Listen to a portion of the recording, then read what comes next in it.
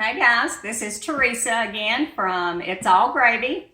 We're going to do a couple of recipes today. The first one is a real short, sweet thing for something in your garden.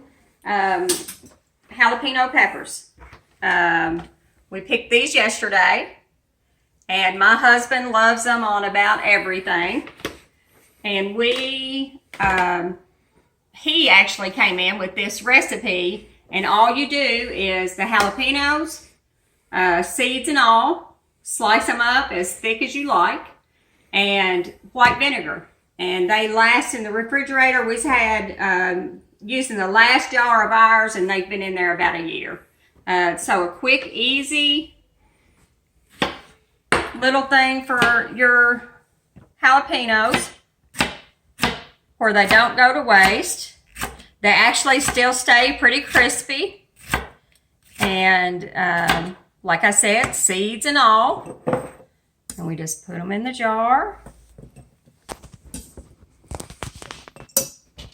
And another good thing about this is as you pick them, you can just add to your jar through the week when your peppers come in.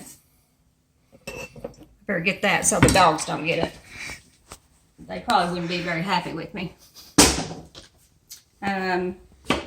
We did a little research after we did our gravy video and found out about sawmill gravy for anybody interested. It said it predated the Civil War, and lumberjacks would be out cutting trees for the sawmill, and the cook would make the gravy.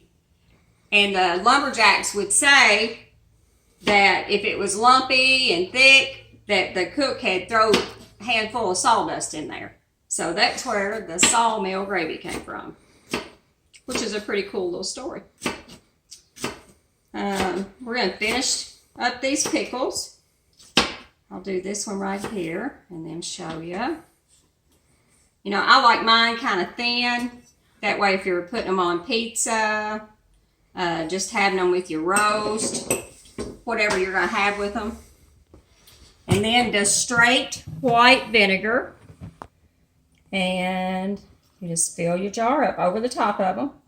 That's as much as I'm going to put because I'm going to add some more after I go pick them out of the garden again. I thank you all so much. Again, I want to thank you for like, share, comment. If you're interested, go to our page and like it. We're having such a good time doing this. We hope that we can help the community, and my mission is to help families be able to eat at home, prepare a good meal, and not have to spend a ton of money.